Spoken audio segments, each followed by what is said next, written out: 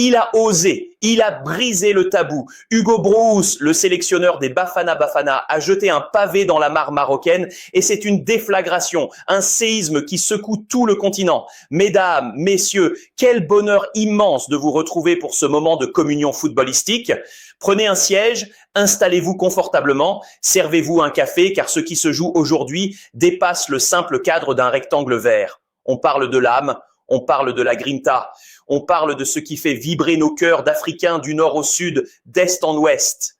Quel régal d'être avec vous pour décortiquer cette polémique qui enflamme les réseaux sociaux et les vestiaires de toute l'Afrique. Aujourd'hui, on s'attaque à un monument de franchise, un homme qui ne manie pas la langue de bois, Hugo Broos. Le technicien belge a lâché une bombe. Le Maroc est-il un mauvais hôte? L'ambiance est-elle absente des stades rutilants de l'Atlas? Vous pensez connaître l'histoire? Vous pensez que tout est parfait dans l'organisation marocaine? Détrompez-vous, car derrière les pelouses impeccables et les infrastructures top tier, une vérité plus sombre semble émerger. C'est une tragédie shakespearienne qui se joue sous nos yeux, où le prestige de l'institution se heurte à la réalité du terrain et de la ferveur populaire. Le football qu'on aime, c'est celui des tambours, c'est celui de la chaleur humaine, c'est celui où le drapeau n'est pas qu'un morceau de tissu, mais un battement de cœur collectif. Et là, Hugo Broos nous interpelle. Il nous dit, avec cette franchise chirurgicale qui le caractérise, que la vibe n'y est pas. Imaginez le décor, des stades qui ont coûté des centaines de millions d'euros, des bijoux architecturaux comme le complexe Prince Moulay Abdellah de Rabat, mais des tribunes qui parfois sonnent creux, une ferveur qui semble anesthésiée par le luxe des installations. Est-ce que le foot business a tué la magie? C'est la question qui brûle toutes les lèvres. On nous vend une CAN 2025 comme la plus grande de l'histoire, une masterclass d'organisation. Mais le football, ce n'est pas qu'une question de logistique ou de montants financiers exorbitants. 200 millions d'euros pour un stade, laissez ce chiffre résonner dans votre esprit. C'est colossal, c'est impressionnant, c'est chirurgical. Mais si le stade est une cathédrale sans fidèles, si la passion est absente, alors le football perd son essence. Il perd son âme au profit des statistiques et du paraître.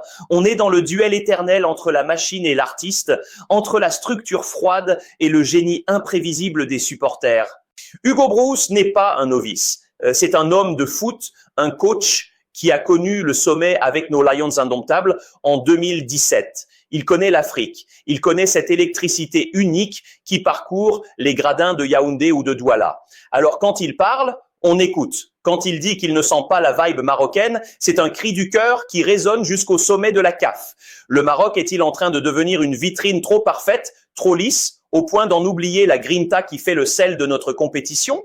Regardez la précision des faits. On nous parle de billets vendus, de stades officiellement complets, et pourtant, à l'écran, on voit des zones d'ombre, des sièges vides, une atmosphère de théâtre plutôt que de stade de football. C'est là que le bas blesse. L'institution marocaine ne tremble jamais. Elle avance avec une confiance démesurée, mais le peuple du football réclame de l'émotion. Est-ce une fraude? Le mot est fort, mais l'interrogation est légitime. Le public occidental adore juger le gâchis de talent sur le terrain, mais ici, on juge le gâchis d'ambiance dans des arènes qui devraient être des volcans.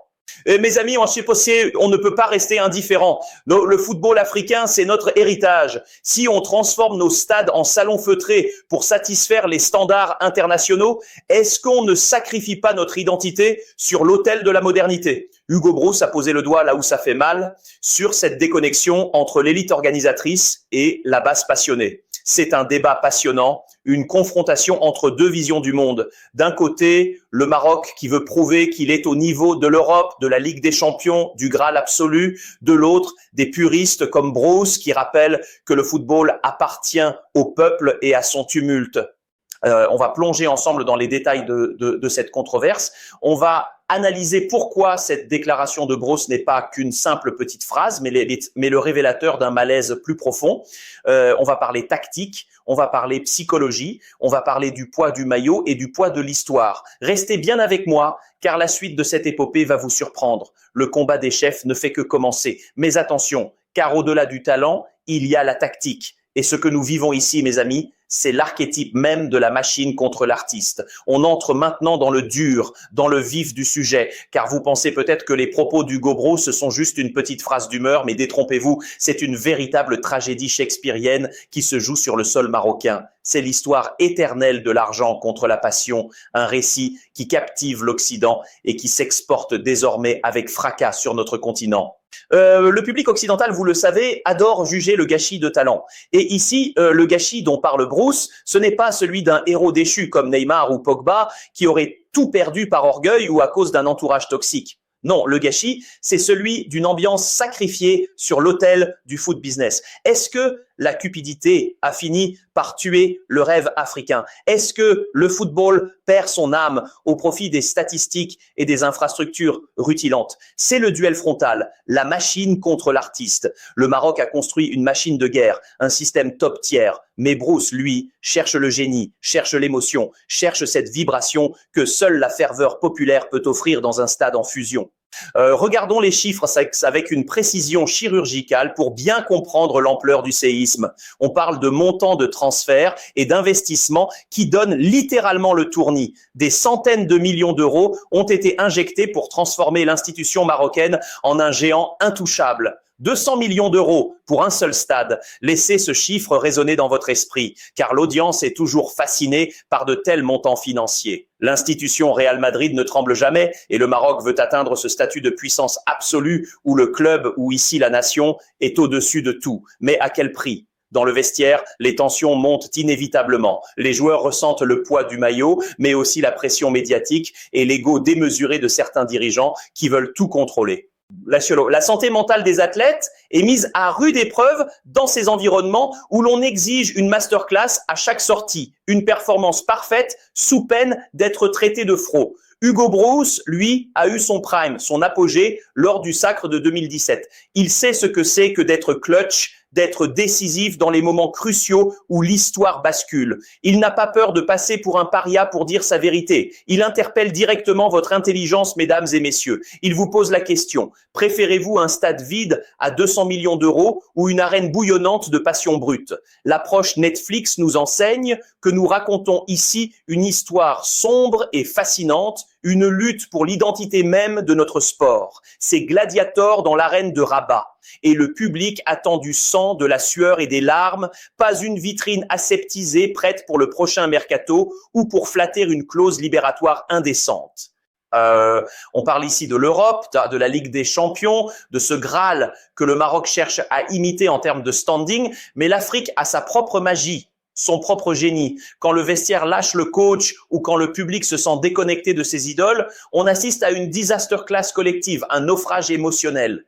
Bruce tire la sonnette d'alarme car il refuse que nous devenions des robots à la Haaland, privilégiant les stats et le rendement à la poésie d'un Messi ou d'un Vinicius. C'est une question de dignité, c'est une question de culture profonde. Imaginez la scène digne du parrain.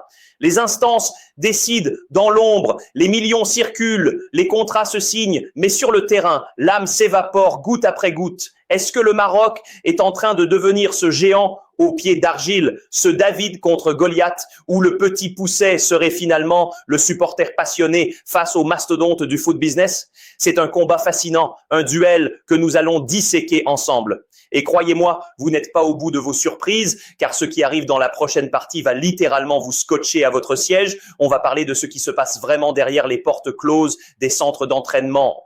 Mais attention, car au-delà du talent, il y a la tactique. Et ce qui se joue ici est une véritable masterclass de géopolitique sportive, ou peut-être une disaster class d'émotions populaires. Regardez bien ce tableau noir que je vous dessine avec passion. On nous parle de bloc bas, de transition rapide, de maîtrise totale de l'espace, mais la véritable transition qui nous occupe aujourd'hui, c'est celle de l'identité profonde du football africain. Le Maroc a misé sur une approche chirurgicale, une organisation top tiers qui rappelle les plus grandes institutions européennes, car n'oublions jamais que l'institution est censée être au-dessus des individus. Mesdames, messieurs, installez-vous bien, car on entre dans le cœur du réacteur, là où la pression médiatique rencontre l'ego démesuré des grands projets.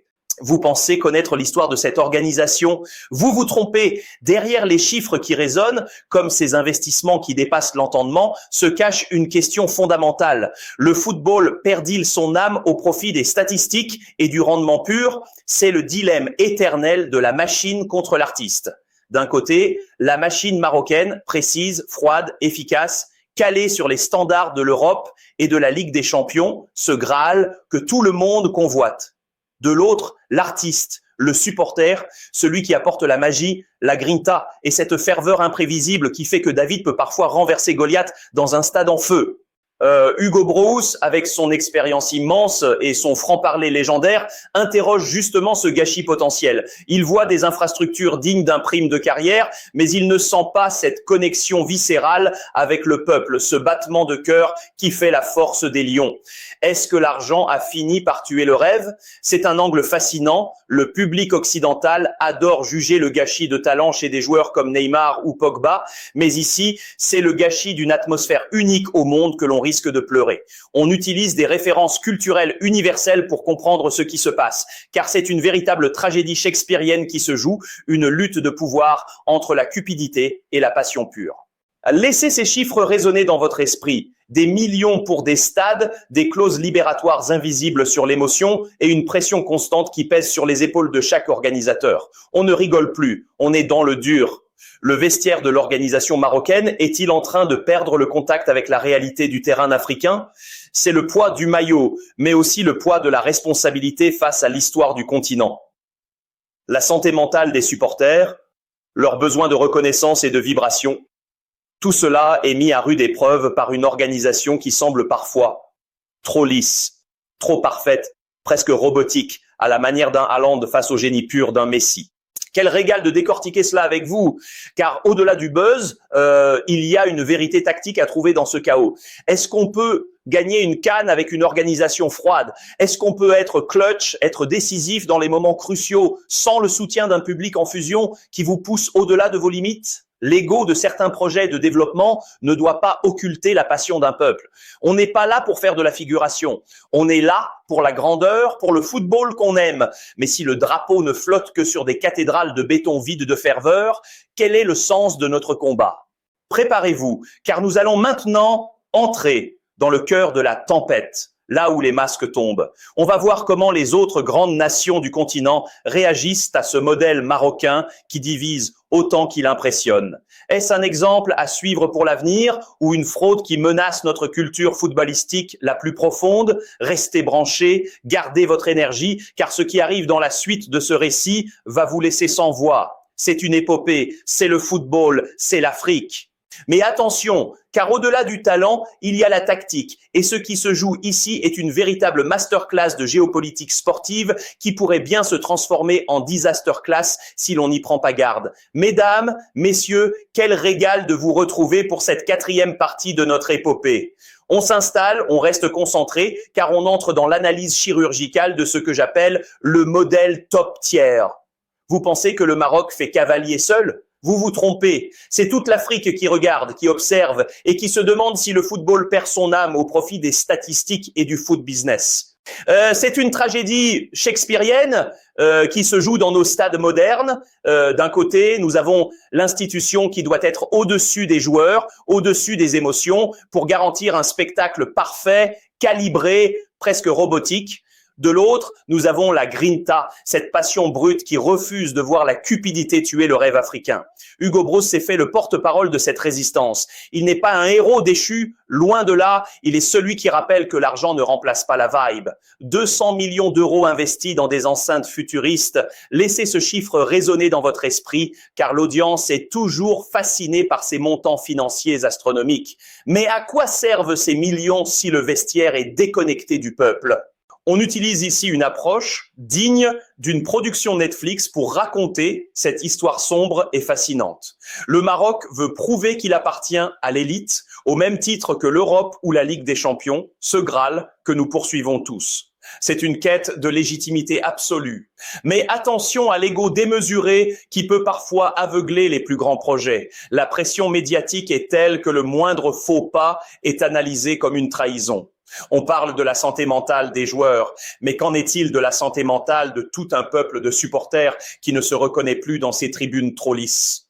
Le public occidental, vous le savez, adore juger le gâchis de talent. Ici, le gâchis ne serait pas technique, car le talent pur est là, présent dans chaque foulée de nos génies africains. Le gâchis serait émotionnel. C'est le combat éternel de la machine contre l'artiste. Le Maroc a construit la machine la plus performante du continent, mais a-t-il laissé assez de place pour l'artiste, pour le supporter qui veut juste vibrer au son des tambours? David contre Goliath, c'est aussi le petit supporter face au gigantisme des infrastructures. Regardez la précision des faits. Nous sommes dans une ère où le prime d'une carrière ne se mesure plus seulement par les trophées, mais par la capacité à être clutch dans les moments où l'institution vacille. Si le Maroc réussit son pari, ce sera une masterclass qui fera date.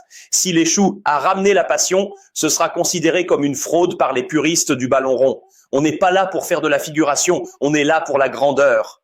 Le poids du maillot n'a jamais été aussi lourd. D'accord. Chaque match devient une pièce de théâtre où le peuple demande des comptes. Est-ce que le vestiaire a lâché le coach ou est-ce que le public a lâché l'institution? C'est toute la question de ce mercato des émotions que nous vivons en direct. Ne bougez pas, car la suite va nous emmener encore plus loin dans les secrets de cette CAN qui ne ressemble à aucune autre. Quel plaisir de partager cette expertise avec vous, mes amis. On continue de décortiquer, on continue de vibrer. Mais attention, car au-delà du talent, il y a l'ego démesuré qui peut tout faire basculer. Et c'est là que notre récit devient véritablement fascinant, presque sombre, digne d'une production Netflix, où chaque regard, chaque silence dans le vestiaire pèse une tonne. Mesdames, messieurs, quel régal de vous voir encore si nombreux, si passionnés, car nous touchons ici au climax de notre épopée. On ne parle plus seulement de football, on parle d'une institution, le Maroc, qui se confronte à son propre reflet dans le miroir de l'Afrique. Est-ce que le costume est trop grand? Est-ce que le poids du maillot et de l'organisation est devenu un fardeau pour la santé mentale des acteurs de ce grand spectacle? Laissez ce chiffre résonner dans votre esprit, car l'audience occidentale, celle qui regarde nos talents depuis l'Europe, est fascinée par ces montants. On parle de milliards investis globalement dans la vision 2030, une masterclass de planification financière. Mais attention à la disaster class émotionnelle. Vous pensez que l'argent achète la ferveur? Vous vous trompez. Le public adore juger le gâchis de talent. Et le gâchis ici, ce serait de transformer une fête du peuple en un produit marketing aseptisé pour le prochain mercato. Hugo Broos, dans sa position de sage, de coach top tier, a osé pointer cette faille chirurgicale. Il a osé dire que l'institution ne peut pas vivre sans son âme. C'est une tragédie shakespearienne qui se joue sous le ciel de Rabat. On a la machine hollandaise dans sa précision logistique face à l'artiste, ce supporter qui veut juste pleurer de joie ou de tristesse sans que tout soit scripté par une régie publicitaire. Quel plaisir, mais quel plaisir immense de décortiquer cette tension avec vous, car au-delà des murs, des stades rutilants, il y a le peuple, il y a la grinta, il y a ce besoin viscéral de sentir que le football appartient encore à ceux qui n'ont rien d'autre que leur drapeau pour vibrer. Le vestiaire a-t-il lâché la réalité? Les joueurs, payés des fortunes, protégés par des clauses libératoires stratosphériques, sont-ils encore capables de ressentir cette vibe dont parle Bruce? C'est le duel éternel, l'argent contre la passion. La cupidité a-t-elle tué le rêve? C'est une question que je vous pose à vous, les vrais experts, ceux qui savent que le football qu'on aime ne se joue pas sur un compte en banque, mais sur une pelouse où chaque tacle est une preuve d'amour. Imaginez la pression médiatique sur les épaules des organisateurs. Ils veulent être parfaits, ils veulent être le Real Madrid de l'organisation. L'institution Real Madrid ne tremble jamais, disent-ils, mais l'Afrique n'est pas l'Europe. Le Graal ici, ce n'est pas seulement de soulever un trophée en or, c'est de soulever tout un continent dans un élan de communion fraternelle. Si le Maroc devient ce Goliath froid et distant, alors le petit David de la passion populaire finira par l'abattre avec une simple pierre de vérité. Et c'est un moment crucial, un tournant historique pour notre sport. On ne peut pas rester dans le déni. Hugo Broos a été clutch, il a été décisif dans sa communication, comme un attaquant qui marque à la 90e minute pour réveiller tout un stade qui s'endormait. Il interpelle votre intelligence, mesdames et messieurs. Ne vous laissez pas aveugler par le luxe des loges VIP. Regardez la tribune populaire. Cherchez le gamin qui rêve de devenir le prochain GOAT, le prochain Messi ou CR7. Est-ce que ce gamin peut encore se payer un billet? Est-ce qu'il peut encore entrer dans cette cathédrale de béton? La suite de notre analyse va vous emmener dans les coulisses les plus secrètes de ce bras de fer entre la tradition et la modernité. On va parler de ce qui se murmure dans les couloirs de la CAF, de ces tensions qui pourraient bien redéfinir l'avenir de la CAN 2025. Restez avec moi, restez branchés, car le dénouement de cette histoire est plus proche que vous ne le pensez et il va faire couler beaucoup d'encre. Quel régal, mes amis, quel régal! Mais attention, car au-delà du talent, il y a la tactique. Et ce dénouement que nous vivons ensemble est l'apothéose d'une lutte acharnée entre deux visions du monde. Mesdames, messieurs, quel honneur de vous retrouver pour cette conclusion, ce moment de communion ultime où les masques tombent enfin. Nous avons décortiqué les chiffres, nous avons analysé les déclarations et nous voici face à la vérité nue. Vous pensez connaître l'histoire de cette CAN 2025 ? Vous vous trompez. C'est une tragédie shakespearienne qui se joue à ciel ouvert sous le soleil du Maroc. Donc, Hugo Broos n'est pas venu pour faire de la figuration, il est venu pour poser la question qui brûle les lèvres de tout le continent. Le football perd-il son âme au profit des statistiques et de la rentabilité? Nous sommes en plein dans le duel de la machine contre l'artiste. D'un côté, une organisation robotique, froide, calculée, presque hollandesque dans son exécution, cherchant à imiter l'Europe et le prestige de la Ligue des Champions. De l'autre, la grinta, le génie, la passion d'un peuple qui refuse d'être spectateur d'un gâchis de talent immense. L'audience occidentale est fascinée par les montants financiers, par ces 200 millions d'euros investis dans des enceintes de verre et d'acier, mais laissez ce chiffre résonner dans votre esprit, car l'argent n'achète pas la ferveur. L'institution marocaine ne tremble jamais, donc elle avance avec une force colossale, mais attention au poids du maillot et à la pression médiatique qui peut broyer même les plus grands, et la santé mentale des acteurs de ce grand théâtre est en jeu. Est-ce que le vestiaire a déjà lâché prise face à cette déconnexion entre le terrain et les loges VIP? C'est le dilemme de l'argent contre la passion. La cupidité a-t-elle tué le rêve que nous portions tous en nous? Quel régal de pouvoir débattre de cela avec votre intelligence, car vous n'êtes pas dupes. Vous savez que le football qu'on aime, c'est celui où David peut encore faire trembler Goliath, où le petit club ou la petite nation peut exploser aux yeux du monde par la seule force de son courage. Si le Maroc réussit son pari de l'ambiance, ce sera une masterclass absolue qui fera date dans l'histoire. S'il échoue, s'il reste une vitrine vide et froide, ce sera une disaster class émotionnelle dont le continent aura du mal à se remettre. Nous ne parlons pas ici d'une simple compétition, mais d'une quête de légitimité pour tout le football africain. Le Maroc veut prouver qu'il est top tier, qu'il appartient à l'élite mondiale. Mais n'oublions jamais que le football est né dans la poussière et la passion, pas seulement dans les bureaux de change du mercato ou derrière les clauses libératoires indécentes. Le prime de notre football, c'est maintenant, c'est ici, et nous devons le protéger. Ne laissons pas l'ego démesuré de quelques-uns transformer notre Graal en une fraude organisée. Hugo Broos a été clutch, il a été l'homme de la situation en brisant le silence, en agissant comme ce joueur décisif qui change le cours d'un match à la dernière seconde. Il nous rappelle que l'institution doit servir le jeu et non l'inverse. Mes amis, quel plaisir immense d'avoir partagé cette analyse avec vous. Nous avons voyagé au cœur de la tactique, de la psychologie et de l'émotion pure. Mais maintenant, c'est à vous de prendre le relais. La parole est à vous, le peuple du football. Hugo Broos a-t-il raison de craindre pour l'âme de cette CAN? Ou pensez-vous que le Maroc va nous offrir la plus grande masterclass organisationnelle de tous les temps? Est-ce que vous préférez la perfection de la machine ou la magie imprévisible de l'artiste? J'attends vos commentaires avec une impatience dévorante.